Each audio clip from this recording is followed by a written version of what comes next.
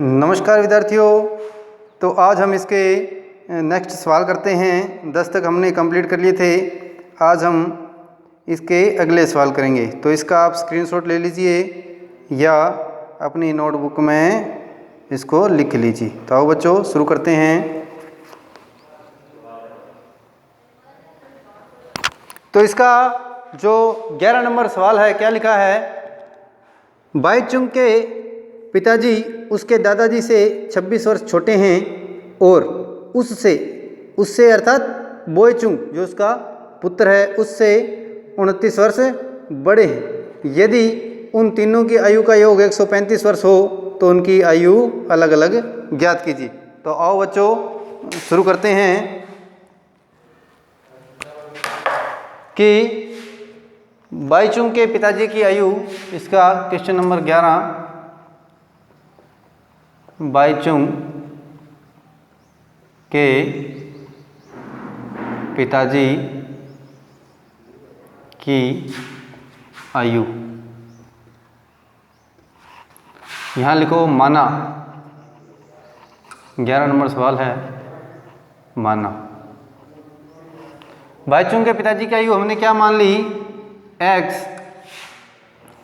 फिर इसने क्या लिखा है कि जो बाईचुंग है, ठीक है, के दादाजी की आयु। इसने क्या कहा है? जो इसके पिताजी हैं वो इसके दादाजी हैं वो इससे कितने छोटे हैं? 26 वर्ष छोटे हैं। तो इसके जो दादाजी हैं वो इसके पिताजी से कितने बड़े हुए? 26 वर्ष बड़े हुए। तो इसकी आयु से कितने ज़्यादा हैं? 26 वर्ष ज़्यादा हैं।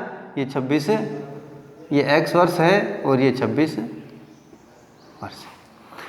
ठीक है, अब देखते हैं बाईचुंग की आयु।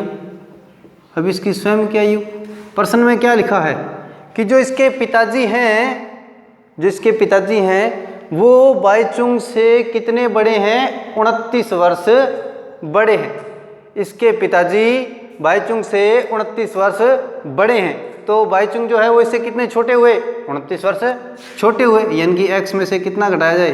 29 घटाया जाए। आगे क्या लिखा है प्रश्नानुसार? प्रश्नानुसार क्या लिखा है? तीनों की आयु का योग, तीनों की आयु का योग कितना है? 135 वर्ष। तीनों की आयु को जोड़ो। x प्लस 26 और x माइनस 29 बराबर कितना है? 135। x और x कितने हो गए? 3x। ये प्लस के 26, ये माइनस के 29, अलग अलग निशान है। ठीक है, तो घटेंगे तो कितने बचेंगे? 29 में से 26 जाएंगे तो 3 बचेंगे। संख्या 29 बड़ी है 26? 29 संख्या बड़ी है। किसकी है ये? माइनस की, तो यहाँ माइनस आ गया बराबर 135। यहाँ देखो 3x, इसका पक्षांतरण कर दो। लिखो पक्षांतरण करने पर, जब पक्षांतरण करेंगे तो 3x बराबर कितना हो जाएगा? ये इधर जाएगा तो किसका हो जाएगा? ये माइनस का 3 था, इधर आके किसका हो गया? प्लस का 3। 3x बराबर कितना हो गया? जुड़ गए 138। ठीक है, x का मान कितना आ गया? 138/3 कितना हो गया? 4 और 6 46। x का जो मान है वो कितना आ गया? 46। कितना आ गया? 46। ठीक है, अब इनकी आयु ज्ञात कर लें। तो आयु ज्ञात करते हैं। यहाँ है पिताजी की आयु। पिताजी की आयु कितनी मानी थी हमने? x का मान कितना है? 46 वर्ष। ठीक है, अब दादाजी की आयु। दादाजी की आयु कितनी मानी थी हमने? x प्लस 26 अर्थात x का मान कितना है 46 प्लस 26 कितना हो गया 72 वर्ष। अब उसकी बाईचुंग की आयु कितनी होगी x माइनस 26, x का मान कितना है 46 माइनस 26 कितना आ गया 20 वर्ष। तो ये इनकी आयु है। तो इसे उतारिए। इसके बाद शुरू करते हैं। स्क्रीनशॉट ले लीजिए इसका।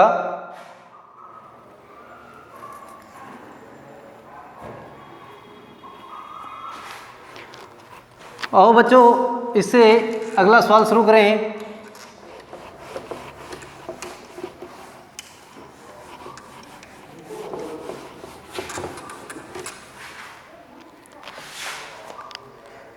पंद्रह वर्ष बाद रवि की आयु उसकी वर्तमान आयु से 4 गुना हो जाएगी। रवि की आयु ज्ञात कीजिए।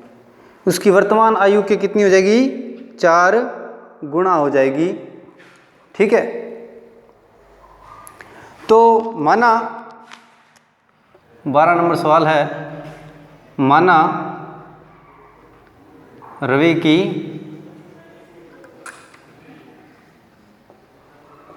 की आयु कितनी मान ली x वर्ष।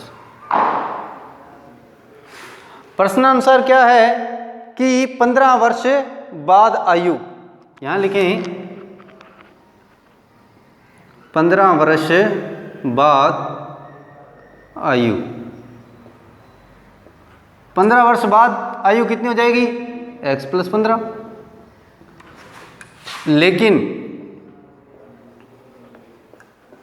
प्रश्नानुसार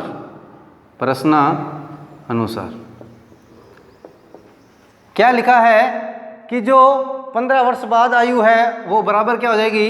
प्रश्नानुसार 15 वर्ष बाद आयु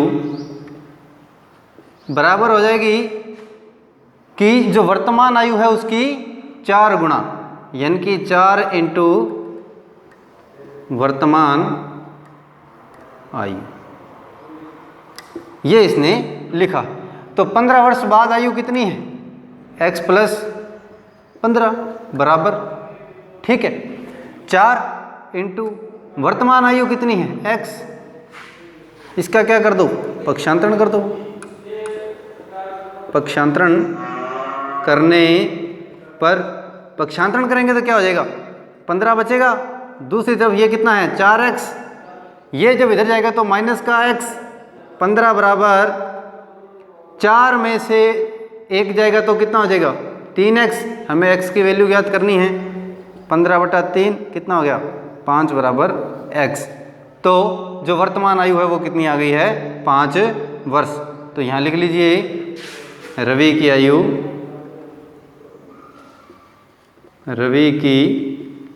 आयु कितनी है तो 5 वर्ष। ये आपका उत्तर। इसके बाद इसका अगला सवाल करते हैं। इसे उतार लीजिए बच्चों। तो आओ बच्चों शुरू करें इसका नेक्स्ट सवाल।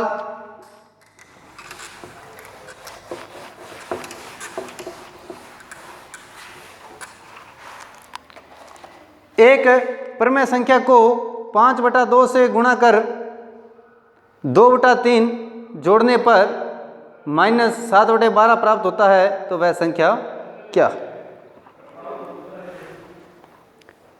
माना परिमेय संख्या 13 नंबर है कि माना परिमेय संख्या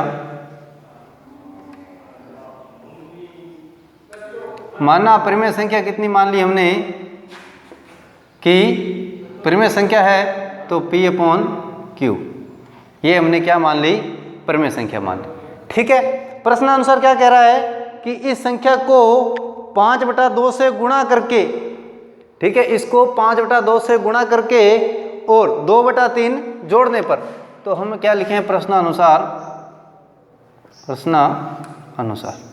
कि प्रश्न के अनुसार क्या लिखा है इसने कि P/Q को 5/2 से गुणा करके और क्या जोड़ें, 2/3 जोड़ने पर, 2/3 जोड़ने पर क्या उत्तर आएगा, -7/12। ये हमें उत्तर आएगा।